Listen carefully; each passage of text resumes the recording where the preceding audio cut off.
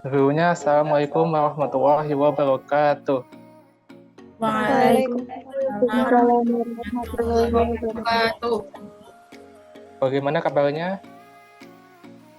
Baik, Baik, Pak. Alhamdulillah.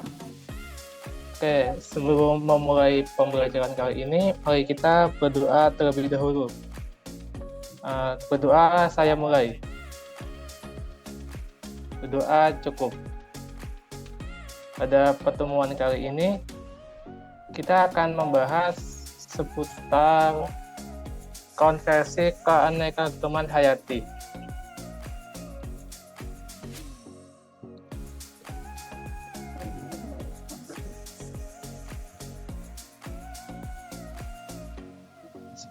Sebelumnya, apa yang kalian ketahui mengenai keanekaragaman hayati?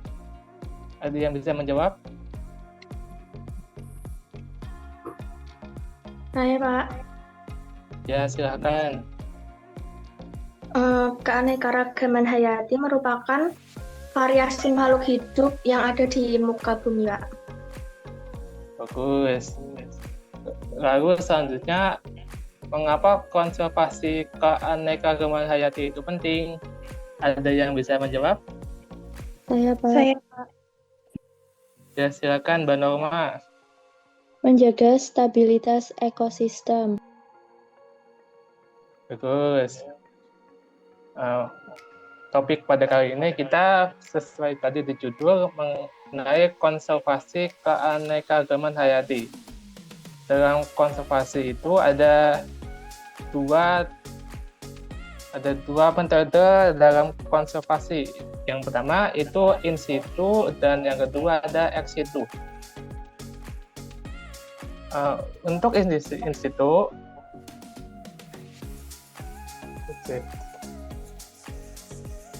merupakan upaya melindungi dan memulihkan spesies beserta ekosistem tempat mereka hidup tanpa memindah mereka keluar dari habitat aslinya.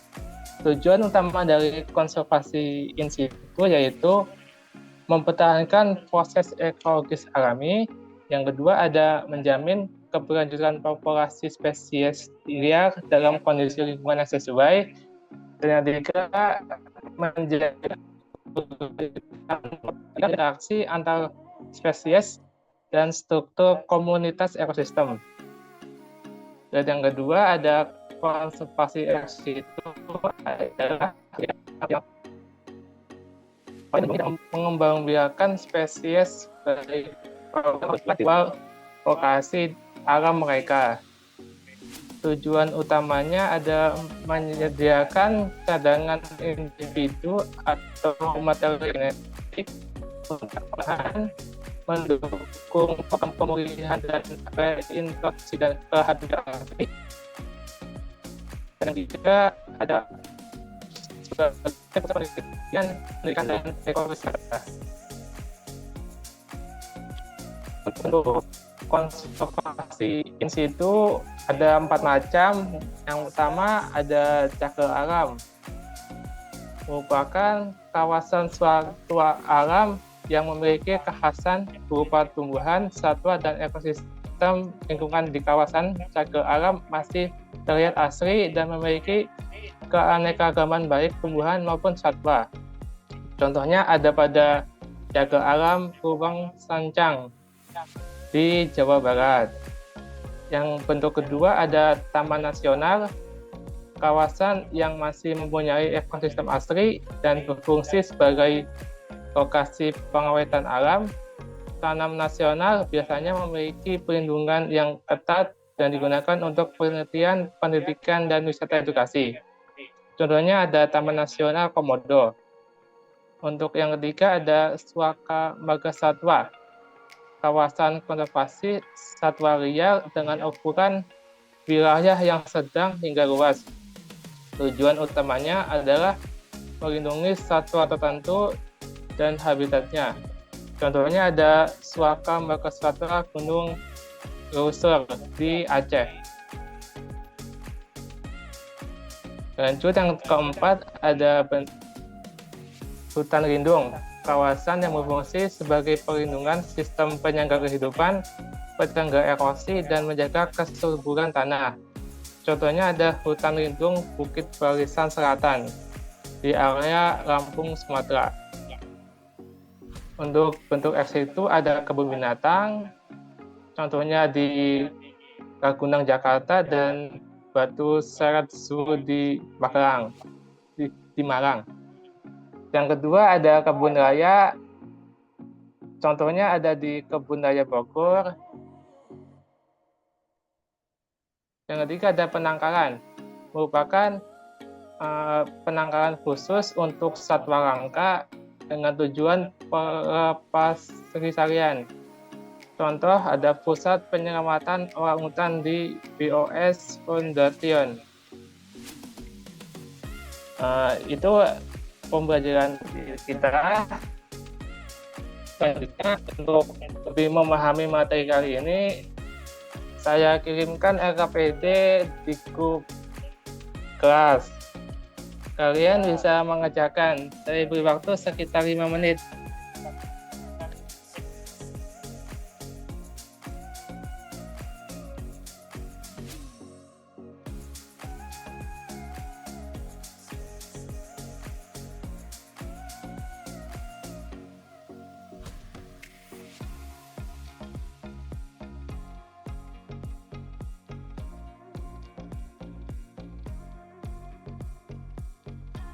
Apakah sudah selesai? Sudah. Bu. Ini Pak. Pak.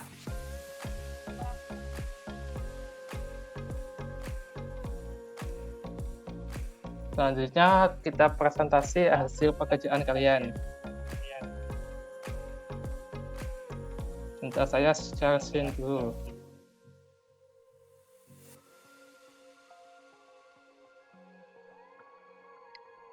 Apakah sudah terlihat?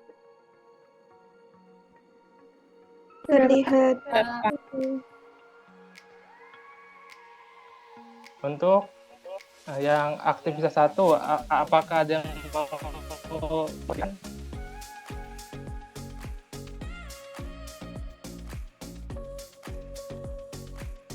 Coba tapi ya. Saya, Pak.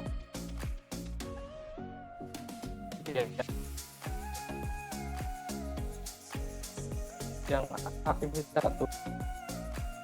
Apakah suara saya terdengar? Terdengar. Oke, izin memaparkan hasil pekerjaan saya pada aktivitas 1. Yang pertama itu ada Suaka Marga Satwa Gunung Lueser, termasuk in situ. Nomor 2, Pusat Rehabilitasi Orangutan ex situ. Kebun Raya Cibodas ex situ. Taman Nasional Ujung Kulon in situ. Dan yang terakhir ada bank benih tanaman di lab pertanian itu ex situ. Baru sebenarnya ya. Untuk selanjutnya aktivitas 2, ada yang bisa membacakan hasil diskusinya, hasil jawabannya.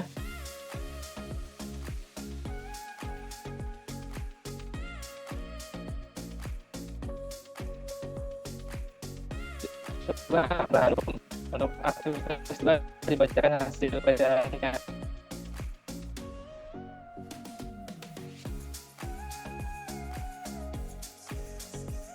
Berantem masih disebut.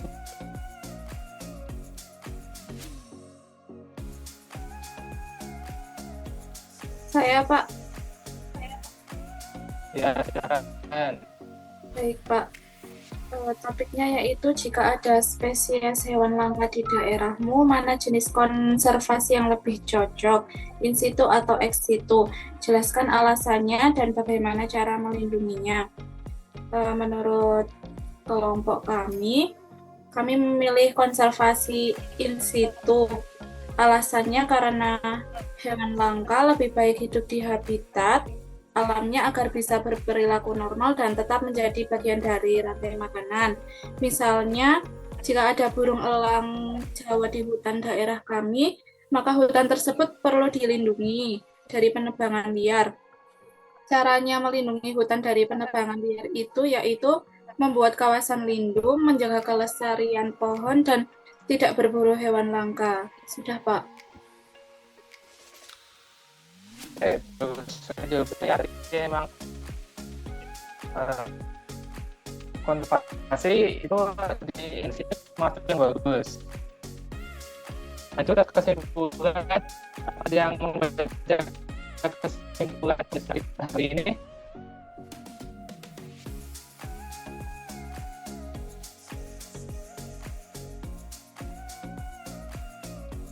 Coba Mbak Maya Datul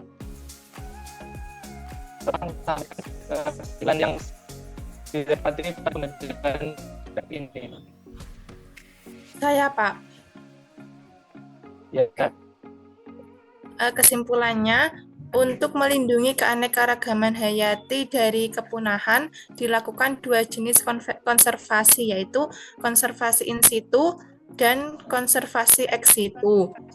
Kedua jenis konservasi memiliki peran penting dan saling melengkapi. In situ menjaga proses alami dalam ekosistem, sementara ex situ menjadi cadangan pelestarian jika habitat asli rusak. ya yang dikatakan bahwa itu jadi konservasi itu menjaga kelestarian sebuah ekosistem, sebuah sistem dan kehidupan yang ada di sini. Kalau contohnya seperti tadi yang konservasi nasional dari lindung bukan kebun binatang.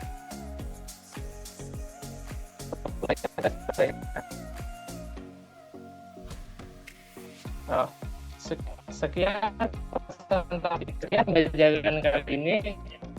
Untuk kemudian akan Bapak kirim tugas di lewat grup dan dikerjakan untuk dikumpulkan di pertemuan berikutnya.